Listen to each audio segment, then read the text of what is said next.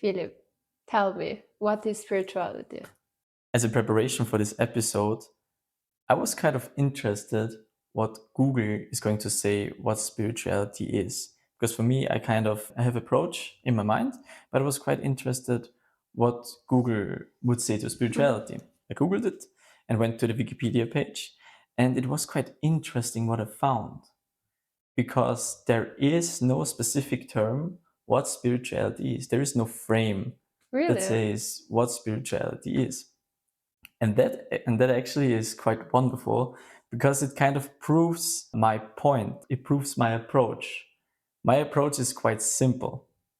Make up your own mind, especially for spirituality. Of course, make up your own mind for probably the most topics, but it's especially crucial for spirituality because I think, and I'm only going to share my point of view, because I think spirituality is your personal connection or relationship to God, to something higher, or to something transcendent. That means it's all about what you think. It's actually all about you. It's all about what you think is right or wrong, what you think fits in your beliefs or not. So that contributes perfectly because everybody thinks something different about spirituality. And I think that's perfect because, as I said, it's a personal belief that is in the center of spirituality. There should be no podcasters, gurus, masters, or religions or institutions in general who should tell you what you have to believe in, what you have to say. I'm not saying that these gurus, podcasters, institutions, and so on are useless or something, because I think they can help you a lot. They can contribute to your growth. They can create new thoughts in you. But in the end, it is always you who should decide whether or not this information fits your beliefs or not. And that's something I often see popular like mentors or institutions and so on do wrong because they always tell you what you have to do, what you have to think, what you have to believe in. And for me, I only share my point of view here, but for me, that's the wrong approach. I think it's all about what you think, especially when we talk about spirituality. Before you think about it, what I always do is at first I try to realize how I feel about this topic. If the things that has been said just fits for me or not. And I will tell you later on why that's important. So, Philip, let me ask you about something else. You mentioned spirituality is your personal relation to God. But what is God to you? It's perfectly that you ask me what is God to me. As I said before, what I'm going to share today is my personal belief. So, what is God for me?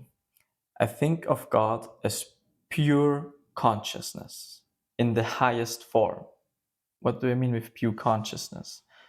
Pure consciousness means that you know everything, you feel everything, you are aware of everything, you see everything. That's pure consciousness. And I said, it is pure consciousness in the highest form. What is the highest form? For me, that's love, but love not in a romantic way. Love as the purest state a being can be in. So it's the purest state of consciousness. So God is pure consciousness in the purest state. Now, what is our connection to God? There is this being, this overwhelming being, and what is our role in this constellation? And to explain what our role is, to explain the concept, what I believe sounds right for me, it may sound a bit odd at the beginning, but it will get very clear in the end. So, I want you to imagine a water drop. A water drop is just a water drop. Like really, there's nothing about it. It's just a simple water drop. And this water drop falls from the sky. The moment this water drop drops into the river, it's not only just a water drop anymore, it becomes the river. It becomes part of the river. But at the same time still exists. It still exists. The particles of this water drop are still there, but they change form. They are not a part of a river. Now, this river flows into the sea, into a big ocean. Now again, the river still exists. The particles of the river still exist, but are now part of this huge ocean. The same with the water drop we were talking about at the beginning. The water drop now is in the sea. It is part of the sea, but at the same time exists in a different form now, as part of the sea. So why am I telling you this story about the water drops? Imagine this sea being God, being pure consciousness, and imagine us as humans being this little water drop. This water drop was made from this great sea. So that means if we humans are this water drop and the sea is God, that means we are part of God, but at the same time exist as humans. So that means God and humans exist both separately, but in reality are one and the same. Now, this is a bit much, but think again of the water drop. The water drop is made from the sea to exist. The moment you fall from the sky, it's just this little water drop. But the moment it gets into the sea again, it is both at the same time. It is again part of the sea, part of God. So, what is the difference between us and God if we are the same, if we are one and the same? Well, the difference is our consciousness. God is pure consciousness. God knows, feels, and sees everything. But to be this little water drop, our abilities and our consciousness, our awareness is limited. That's the main difference. Our awareness, our consciousness is limited, but the one from the sea is not. To make a conclusion, we are God, we are made of this sea, but at the same time, we are singular humans, we are singular water drops that are made from the sea, made from God. So, we are God, but at the same time, there is a being that exists separately from us. So, there are humans, there is God, but in reality, we are one and the same. We are, let's say, we are all the same sea, but in different form. Wow, that's mind blowing, actually. I liked the whole approach to explain it in the simplest form because when I first started to deal with the topic of spirituality myself, I was confronted with this question: what is spirituality, what is God, and so on. And as you mentioned before, I never found a reasonable explanation for me. But with the water drop and the idea of being a particle of a wholesome thing, one particle of this ocean or of this sea, as you explained it, then it makes so much more sense. I remember the first time I came across this concept, I was quite, overwhelmed at first because the concept of the water drop and the story of the water drop should just help explain something that exceeds our brain. Because we live as individuals, so we can only imagine things that are separate from us. But this concept should explain that we are actually not separated. We are one and the same being overall, but at the same time experience it as if we were separate. We experience life in a separate way, but we Exactly. come from the same material, let's say. Yeah. So you were talking about this being which was at its perfect and purest form. You were talking also about these particles or water drops which didn't want to be part of that, which separated from it. How can it be it? How does it happen? Yeah, I mean, the question is, why on earth, like, for example, when you are in this perfect form, why on earth would you choose a life as a water drop? Why would you choose to have these limits? Because the water drop, as I said, the difference between the water drop and the sea is that the water drop has limits and the sea doesn't have any limits. So why on earth would you choose a life of limits? I learned what that means when I'm thinking about the happiest moment I ever witnessed in my life or I ever experienced in my life. Because this is kind of the state God is always in. He's always in this perfect state. So to imagine a perfect state, I just imagined the best moment I ever experienced in my life, or one of the best.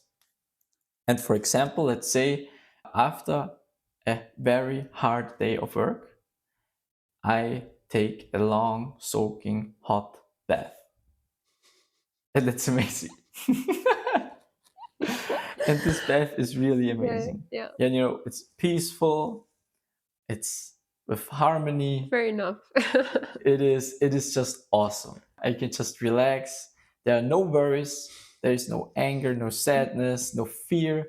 It's just perfect hot water. So imagine this perfect moment is forever, is endless. You're always in your perfect moment. You don't have to go to work, you don't have to Yes, worry exactly. about university. You don't have to do anything. Anything. Just relax. Yeah. Just be in your perfect world. But I think after some time, or not, I'm not thinking, I'm pretty sure that after some time, it just kind of gets bored. No. It just okay, not for you, Yeah. actually, but for me, it gets boring. All right. Yeah. So it kind of gets boring. At some point, for example, I want to play volleyball, or I want to train, or I want to start a new project. I want the energy Mhm. I established again to do something, to You want just do something. I want to experience again something. And I think even though it means I have to face hardship, because again, training or playing some sport or starting a new project always needs strength, always needs you to focus your energy. It's always something hard, but I choose it willingly because it's fun to experience things. And now let's go back to God again. When you are this water drop in the sea, you are in this perfect form all the time. But I think at some point, I said you're getting bored, but in reality, it's just you want to experience something again. So you want, for example, you want to experience how it is as a human. And to do so, you have to limit yourself because you are not a human if you would know everything, if you can see everything. That's the human experience. of course. That's the same reason why we watch movies or play video games. Because it's not funny to watch a movie, or it's not thrilling to watch a movie that you already know the ending of. That's not funny. You want to experience adventure, to experience thrill, to experience something funny, you have to limit yourself. That means, in simpler words, you don't know the ending. And that's the thing, God knows everything. God is in this perfect state where he can see everything and feel everything. There can be no adventure because the thrill of an adventure comes from the unknown. And that's why we would willingly leave this perfect state God is in because we simply want to experience life. We simply want adventure. We simply want to experience, just to experience life, to live it. And we do that in different forms. For example, as an architect, or maybe in some past lives as a pirate, or as a knight, or as a beggar, a king, and so on. There's so many things we can experience, but to do so, we have to limit the consciousness that God has. Otherwise, we would not be able to experience all of that. And I think after some time, you kind of experienced everything. If you have, for example, imagine a video game and you already played every single character, every single chapter, at some point you're like, all right, I'm done with this video game. And then you are ready to go back to the sea. Or as I said before, to go back to the bathroom, to go back to this warm soaking bath. And that's the moment you try to find God in your life. It's the moment you try to find a way back. You said that as humans, we experience a lot in life. We go through hardships, good moments, bad moments, a lot of different situations. But what if we want to go back? What if we want to experience again the purest form of love that you first mentioned? That is God, for example. How to get back? Let's go back to the example I made at the beginning with the sea. As I said, the sea is the perfect, the purest form. So let's say the sea has the purest water in this example. That means there is no pollution, there is no dirt, there is no garbage in the sea. So it still remains this perfect place, this perfect state. Now, let's go back to the water drop. The water drop falls down from the sky multiple times to experience different things. Yeah. But over time, this water drop starts to carry some dirt with him. And the moment he wishes, all right, it's fine, I experienced enough, I want to go back, into the sea, it is important that the dirt of the water drop does not enter the sea. Otherwise, this purest state would get lost, would be destroyed. So that means that water drop has to get rid of the dirt that is carrying around to go back to the sea. And the same thing can be applied to our life as humans. Over time, we gather a lot of dirt. We gather a lot of hate, fear, anger, and so on. A lot of destructive emotions, a lot of destructive mindsets. And these mindsets we have to dissolve. So we have to go back for ourselves in this pure state. And what does that practically mean? That's nothing magical or anything. That's practical personal development. That's just personal development. Nothing more, nothing else. So that's why spirituality is personal development. It's all about you getting stronger, you getting self-reliant. Because of course, God all has these qualities. You getting better and getting rid of all this dirt that you gained throughout the way, I would say, from your explanation, if I understood it right. Exactly. And that's just personal development. And these are all our qualities we kind of lost. That means we want to dissolve all these bad habits we have, all these bad mindsets that do not help us. So we want to grow as humans. That's personal development, that's spirituality, to go back to this state. And now, when I'm saying I want to go back to God, it's not like I want to die. It's not like I wish I want to die.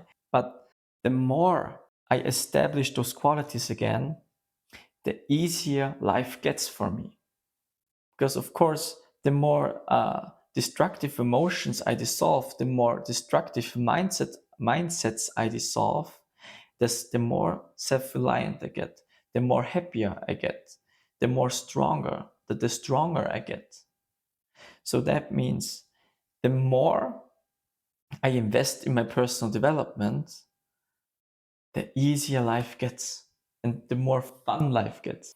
So, in your opinion, this is something really practical that you can implement in your life.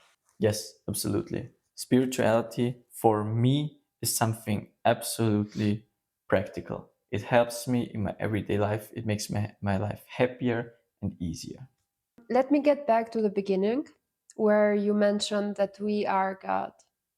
But how? How are we God? Well, that's a perfect question because, as I said, we are one and the same. So that means some aspect of God still has to be in us. There has to still be something divine about us. And actually, that's quite easy. It is our heart. Our heart connects us with God. And every one of us already felt that connection. This feeling is not something magical or transcendent or anything. I think everybody experienced once in his life. It's a feeling that something just fits or just feels wrong. And you don't know why. There's no rational reason why we feel that way. But something is just right and wrong. And that's the connection to this pure consciousness that knows everything. So you were talking about a feeling.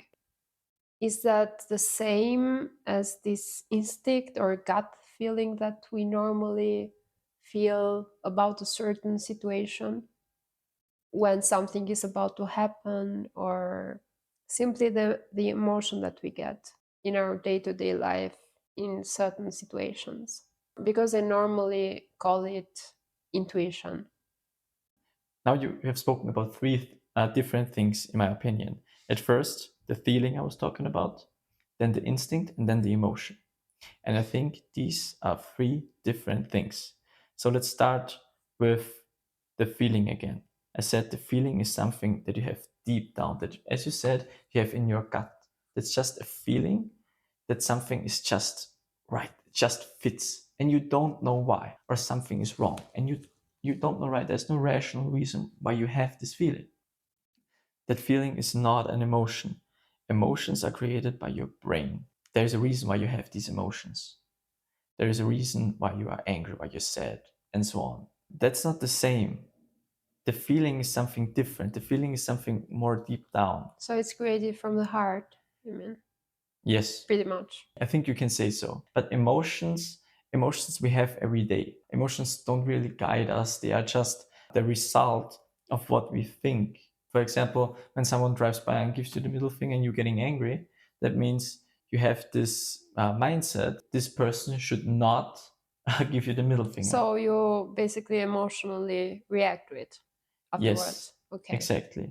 And the third thing you said is the instinct. And I think instinct and this like deep feeling, they kind of overlap. But I think instinct is something more rational. It's something more on the rational side. For example, when do we have an instinct? If we are at danger, our brain probably is going to create a bit of fear. And he creates this fear to sharpen our senses. So it's something we need to stay alive. It's something our brain simulates, maybe. So, Yes, creates on purpose.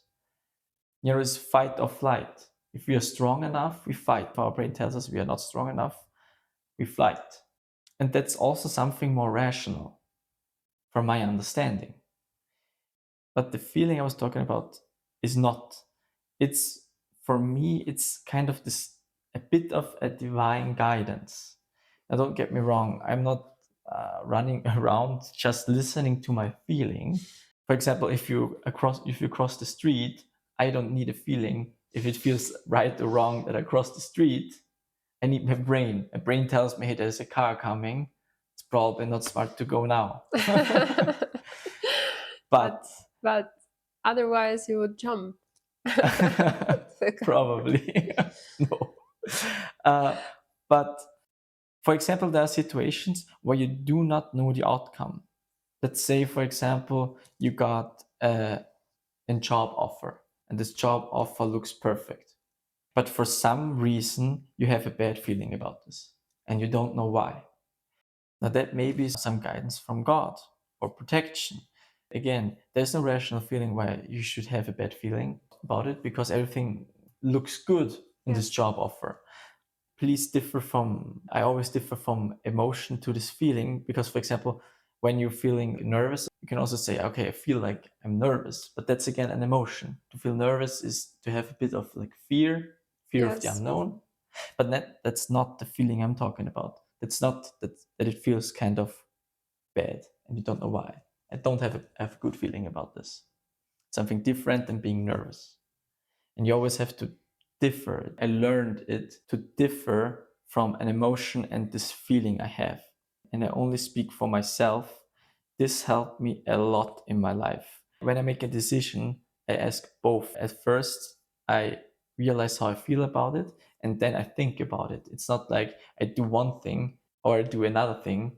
I do both things. You And combine I'll both. combine my rational thoughts and, let's say, this divine feeling to create my decision. As you remember, at the beginning, I said, before you think about something, at first realize how you feel about it. Because I think that's so important, that if it feels right for you or it feels wrong for you, it already creates an opportunity for you to make the right choice. And I can only speak for myself. It helped me a lot in my life. There are many occasions where I thought rationally about it, but I did not come to any conclusion. And the moment I felt about the situation, it sounds a bit abstract, I know, but the moment I felt about it, if I felt a deep feeling that it's just wrong for some reason, or it's just right for some reason, I trusted that feeling and I made very good choices by calculating with these two tools. I think you're right because at first it sounds a bit abstract, but I also tried it after our many conversations. You still remember how many times I was in front of a decision making. And I remember every time you told me how you feel about it. Like you let me talk and explain all the situation, and then the only question that you asked me was, "But Sarah, how do you feel about it?" Like deep Yes. down, and that's the moment where I took the best decisions of my life, I would say.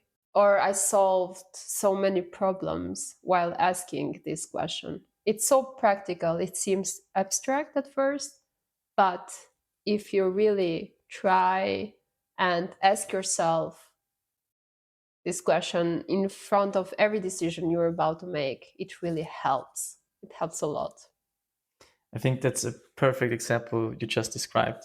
It is so easy to just try it out. The first time I realized this concept, I realized this approach, it kind of sounded too easy. Like, come on, like Yes, that's just a feeling. exactly. That's too easy. Yeah. Like, I understand everybody that says that sounds off. Yeah, that's Mm, a rational. If I think about it rationally, that can't be it. yeah. And understand everybody that thinks that way. But if you want to, it is so easy to try. It is so easy just to try it out if it works or not.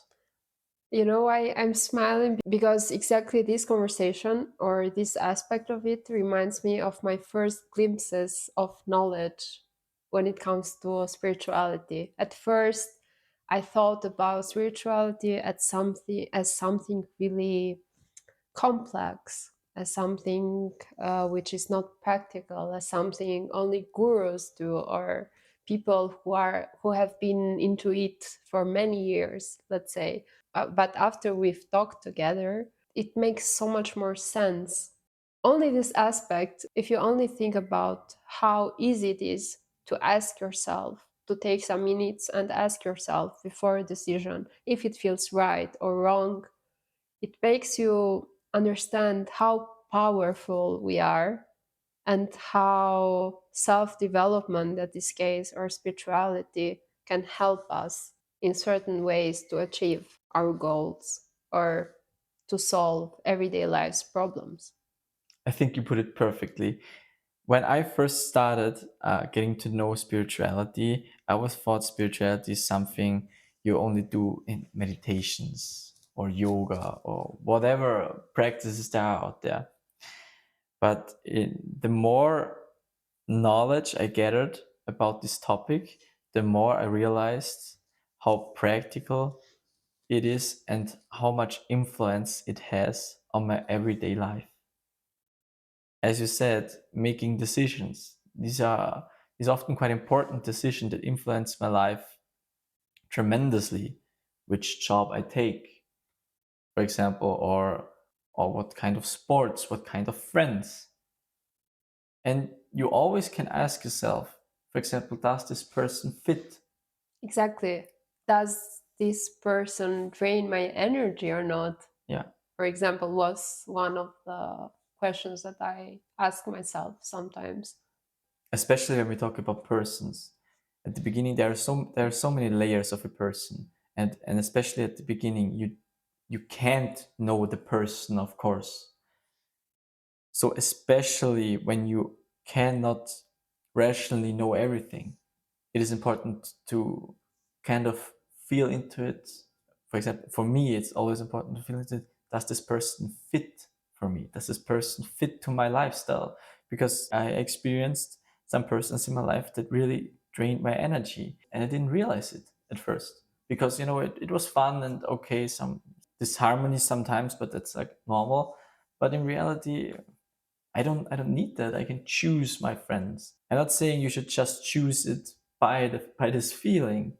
As I said, combine rational thinking and this feeling. That's what I at least do. This gave me a wonderful opportunities to get to know wonderful people, but at the same time Choose your avoid people. yes, avoid people that don't feel right. Tell me more about the practical aspects of spirituality, how to implement those into our lives. As I said before, I think spirituality is personal development. That's it. And that means how to implement it? Well, start with personal development. And what does that mean? Well, it just means to dissolve everything that does not help you to grow or that makes you feel unhappy, Mhm. that makes you in some form weaker. That's personal development. To dissolve everything that makes you weaker. Because our goal always, and even if you don't believe in God or not, our goal is still to be happy, to be self reliant, to make something out of ourselves, to grow, to become stronger, happier. In that sense, practical spirituality is just personal development, just getting rid of everything that stands in your path, that makes you weaker. So we mentioned God until now, but what if someone doesn't believe in God? It is very good that you asked this question because we were talking always about God, how God helped us, and what if someone does not believe in God? Hmm. Well, that's perfectly fine from my understanding because I am not here to push someone to believe in God. This is not the purpose why we are doing this recording or why we are doing this podcast at all. Uh, as a matter of fact, what we want to achieve is to encourage everybody to make up his or her own mind. And that includes God, that includes faith, that includes their own beliefs. Because in the end, it doesn't matter if you believe in God or not, because personal development affects us all. As I said, spirituality is personal development. I can only say for myself, my faith in God, or that I believe in God, helped me with personal development a lot, but it's not necessary. You still can achieve great things even though you don't believe in God. So yes, it's more than fine. Actually, that's what I wanted also to point out, that even if someone doesn't believe in God, they can still take something out of these practicalities that we're mentioning. Yes, exactly. We try to make the episode practical, but at the same time with a spiritual background. that motivated us. So we talked a lot about God, religion, beliefs, but what actually is a belief? A belief is something you have decided to be right or wrong. To have a belief for me is to be courageous. Because in order to have a belief, you have to decide on something. That means you can be wrong or you can be right. By doing so, by deciding what is right or wrong for you, you have to develop trust in yourself. Because otherwise, it doesn't make any sense to make any decision. You have to trust your opinion, you have to trust your feeling, what you think is right and wrong. Your gut. You have to, yes, you have to trust your gut, and you have to develop the trust in yourself. And that's why I think to believe in something is courageous, because to decide something is to choose a side. That means you can be wrong at some points, but still you're going to develop trust in yourself, and that's again a way to be self-reliant in the end. Another aspect that I would really like to talk about is religion. Often, when I talk to people about spirituality, we often come to this topic. What is religion? Does it have anything to do with spirituality? How do you see it? I think religion itself is a huge topic, but just for the purpose of this video, I will talk about religion in the context of spirituality. Do you have to be spiritual to be religious, or the other way around? Do you have to be religious to be spiritual? Or is there any connection at all Or is there a connection at between all? them? And I want to make this very simple. No. Absolutely Good not. one. Because again, I'm talking about from my perspective. I think spirituality is your personal connection to God or something higher, something transcendent. Your personal connection. That means there are no rules. It's just you, what you think is right and wrong. It's all about you. But with religion, you have a lot of rules. You have do's and you have don'ts. This pure personal relationship, there are no rules. And that's, I think, the main difference between religion and spirituality. In that sense, spirituality has no frames and religion does. And that's why I think spirituality has nothing to do with religion.